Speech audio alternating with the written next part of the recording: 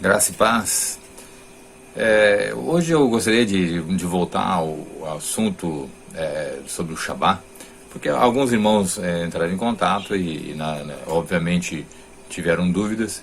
E o que eu acho mais interessante nesse assunto é porque as dúvidas são pertinentes àqueles que têm como base, como fundamento, o cristianismo, ou seja, foi incutido na mente, no coração dessas pessoas, que o Shabá é uma prática judaica e que o domingo é uma prática cristã. Mas isso é incoerente, não é verdade. Portanto, o domingo ele é uma mentira, ele é um sofisma, e é preciso rever isso com muita seriedade, né?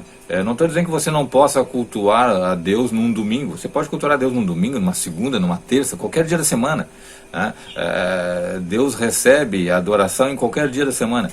Nós estamos falando de um mandamento, né? E esse mandamento ele não foi alterado por Deus, não foi modificado, não foi substituído, não existe fundamentação na Bíblia para essa mudança.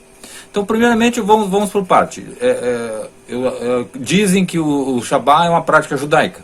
Mas se você olhar no capítulo 2 de Gênesis, diz o seguinte: abençoou Deus o dia sétimo e o santificou, porque nele descansou de toda a obra que como Criador fizera. Nós estamos aqui primeiramente, ele está dizendo, santificou esse dia, ou seja, ele separou, ele consagrou, tornou esse dia sagrado. E essa fala, essa escrita, ela consta anterior à formação do povo de Israel. Então não é uma prática judaica, mas é uma prática de todo homem que teme a Deus, né? Santificar o Shabá. E é o sétimo dia, não é o primeiro dia da semana. Não existe, repito, nas escrituras, fundamentação para se trocar esse dia. Mas vamos continuar. Nós vamos ler ainda em Êxodo 20, nos versículos 8 em diante, diz assim: lembra-te do dia de Shabá para o santificar. 6 dias trabalharás e farás toda a tua obra, mas o sétimo dia é Shabá do Senhor teu Deus. Não farás nenhum trabalho, nem tu, nem teu filho, nem a tua filha, nem o teu servo, nem a tua serva, nem o teu animal, nem o forasteiro das tuas portas para dentro. Aí ele segue. Agora sim, nós estamos na revelação dos 10 mandamentos, né, que são as 10 palavras, que é a melhor tradução. Mas vejam, é um dos mandamentos. Ninguém teve a capacidade de dizer, não, agora nós vamos alterar o primeiro mandamento, agora nós vamos alterar o segundo, agora nós vamos alterar o terceiro, vamos alterar o quinto, o sexto, o sétimo. Não, todos tiveram validade, mas somente esse mandamento foi trocado. Por que Deus iria fazer o decálogo e mais adiante trocar um dos seus mandamentos? Então já começa por aí. Aí você pode dizer, mas aí foi Israel que recebeu. Sim, Israel recebeu aqui os mandamentos, mas todo cristão decente, ele tem como norte de vida, de comportamento, os 10 mandamentos, não 9. Mas aí agora trocou, agora para o cristão validade é domingo. Não, mas o mandamento não diz isso. Isso é extremamente importante. Ainda em Êxodo, nós vamos ter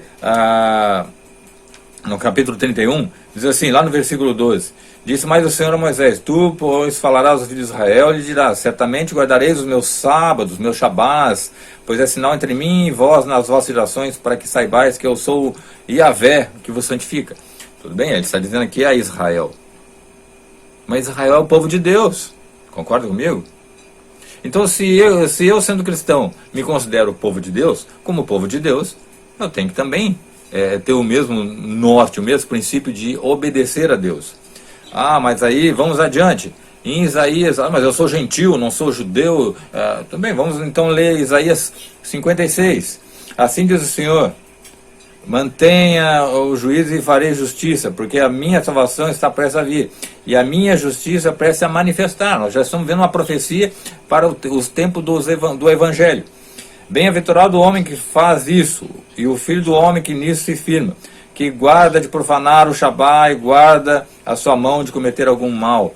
Veja, ele está falando que é considerado justiça guardar o Shabá, que é bem-aventurado o homem que guarda o Shabá. Aí ele vai falar dos gentios, quer ver? Não fale o estrangeiro que se houver chegado a Yahvé, ou seja, ele se aproximou de Deus através de Israel. Ele ouviu o evangelho, né, isso para os tempos futuros, né, em relação a Isaías.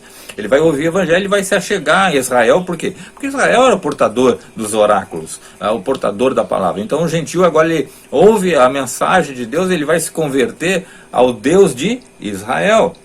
E ele diz assim, ó, não fale o estrangeiro que se houver chegado ao Senhor dizendo, Yahvé com efeito me separará do seu povo. Nem tampouco diga ao eunuco, eis que eu sou uma árvore seca. Ele está dizendo assim, olha, ele vai fazer separação, Israel e eu sou gentio. Isso não vai acontecer. O próprio apóstolo Paulo disse que se quebrou o muro que dividia esses dois grupos a partir do momento da essência de que é o evangelho, que é a conversão dos gentios. Eles passam a integrar agora o povo de Israel. Por isso que não existe mais uma barreira de uma nação. Todos vão formar uma única nação, que é o Israel de Deus, né? Ele diz assim, porque assim diz Yahvé, aos eunucos que guardam os meus shabás, escolhem aquilo que me agrada e abraçam a minha aliança, darei a minha casa e dentro dos meus muros um memorial, um nome melhor que filhos e filhas, um nome eterno darei a cada um deles, que nunca se apagará. Aos estrangeiros, os gentios, que se chegam a Yahvé para o servirem, para o amarem, o nome de Yahvé, sendo este modo ser os seus, sim todos os que guardam o Shabá, não profanando, abraçam a minha aliança. Também eu levarei o meu sangue ao monte, no meu santo monte, e os alegrarei na minha casa de oração. Os seus holocaustos e os seus sacrifícios serão aceitos no meu altar, porque a minha casa será chamada casa de oração para todos os povos, judeus e gentios. Todas as pessoas de qualquer nação do mundo que a chegar a Yahvé com o coração verdadeiro, se converter a Ele, a casa dele será casa de oração para todos. Agora veja ali como ele bate nessa tecla. Os que guardam o meu Shabá. O maior defeito, o maior problema que nós temos hoje, chama-se teologia da substituição. Porque foram homens que trocaram isso, e não Deus. Então é muito sério. Eu quero ver com vocês aqui ainda, em Atos 20, no versículo, para vocês terem ideia como as coisas são minuciosas. No Atos capítulo 20, versículo 7. Diz assim, no primeiro dia da semana, estando nós reunidos com o fim de partir o pão, Paulo, que devia seguir viagem no dia imediato, exortava e prolongou o discurso até a meia-noite. Aquele texto que ele vai falando sobre, vai discursando e o rapaz cai da janela. Presta bem atenção aqui em alguns detalhes.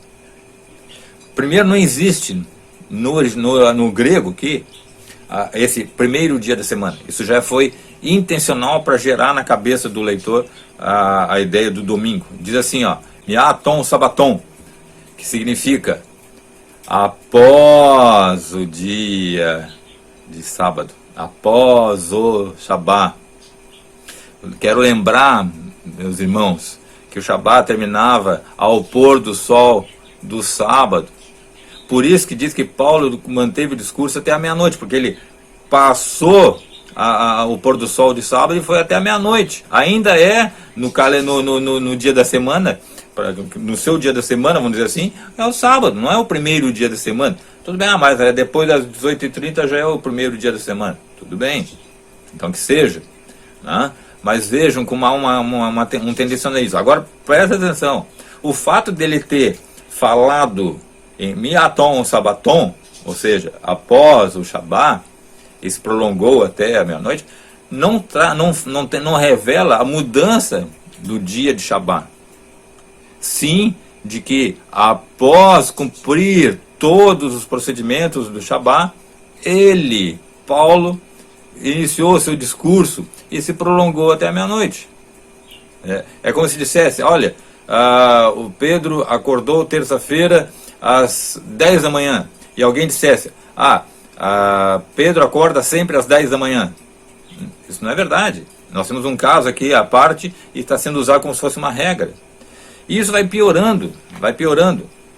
Mas lembre-se que em Mateus 5, o próprio Messias diz: eu não vim destruir a Torá, não vim destruir a lei, os mandamentos, eu vim cumprir. Então o Shabá está dentro da lei dos mandamentos. Não houve nenhuma troca de dia. Assista meu outro vídeo que eu falo mais pormenorizadamente, mais detalhadamente do Shabá. Você vai ver vários textos e que, no final de tudo, é interessante que esse dia eu estava lendo o site de um pastor muito conhecido, uma pessoa até carismática, querida, que eu conheci pessoalmente, tenho profundo carinho por ele, e ele discorre sobre a troca do Shabá para o domingo.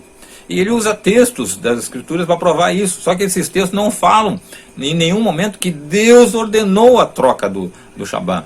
Ele simplesmente pega textos e fala: não, houve o Pentecostes, a igreja pioneira começou ali, as primícias da igreja começou no primeiro dia da semana, então é o primeiro dia da semana que a igreja deve cultuar. Não fala nada disso.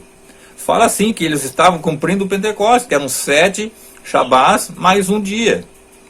Então 7 semanas mais um dia era o Pentecostes. E isso é uma alusão ao Velho Testamento.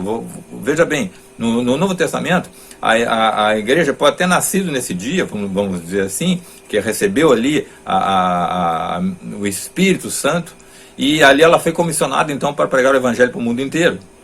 E isso é um paralelo na Antiga Aliança, porque também foram 50 dias depois do Êxodo, depois que o povo de Israel saiu do Egito, se passaram 50 dias e ele recebeu a Torá. Por isso que Pentecostes, né, Shavuot, é importante para Israel. É uma das festas que Deus ordena, né? O Pêssega, que é a Páscoa, a festa de Shabá e a festa de Shavuot, porque é a época em que o judeu recebeu os 10 mandamentos, recebeu a Torá ali, a Torá para ele ser o proclamador da palavra de Deus. E aí agora nós temos no Novo Testamento um paralelo. O povo está reunido ali no cenáculo e tem luzes acesas, porque é noite, veja bem, é noite, terminou o Shabá ao pôr do sol do sábado e aí entrou a noite. Né? Entrou a noite. Então eles estão reunidos nessa noite e aí então recebem o Espírito, são comissionados a pregar o Evangelho para todas as nações. Mas não tem nada nesse texto que diga que eles foram ordenados a trocar, então, agora então para a igreja se troca o Shabá por esse dia. Não existe essa ordenança. A ordem continua sendo o Shabá. Mas é o dia do Senhor. O dia do Senhor, se você fizer uma pesquisa com o coração temente a Deus, você vai ver que o dia do Senhor na Bíblia inteira é o dia de juízo, não tem nada a ver com o dia da semana, é o dia do juízo. As referências ao dia do Senhor é o dia do juízo. Mas tem aquele texto lá que o próprio Messias diz: o sábado o Filho do Homem é Senhor sobre o sábado. No original fala, esse Filho do Homem é o seguinte: o sábado foi feito para o homem e não o homem para o sábado. Ele quer dizer que o Shabá, Deus instituiu, ordenou para que houvesse um repouso, um descanso solene. Mas aí se criou na cabeça das pessoas, intencionalmente, que o sábado é tão pesado, tão cheio de coisas ruins, que o domingo é melhor. O judeu é cheio de coisinha para seguir o sábado. Isso não é verdadeiro. Isso foi colocado na mente das pessoas para que ela passasse a detestar o Shabá e passasse a olhar o domingo com outros olhos. Eu vou ler para vocês as decisões principais de quem mudou o Shabá para o domingo, para vocês. Eu espero que você se aterrorize, eu peço que você balance aí no seu coração e entenda que nunca Yahvé trocou o Shabá para o domingo. Isso é uma invenção de pessoas que detestam os judeus, é antissemita e queriam fazer uma mudança também. Muitas dessas pessoas satânicas iriam trocar os tempos para que fizesse separação. A ideia é colocar o judeu como um povo cheio de regrinha, rígido demais, e que a igreja ela é mais suave, mais light, vamos dizer assim, nos termos de hoje. Eu quero ler para vocês algumas decisões muito importantes. Me acompanhe aí, por favor.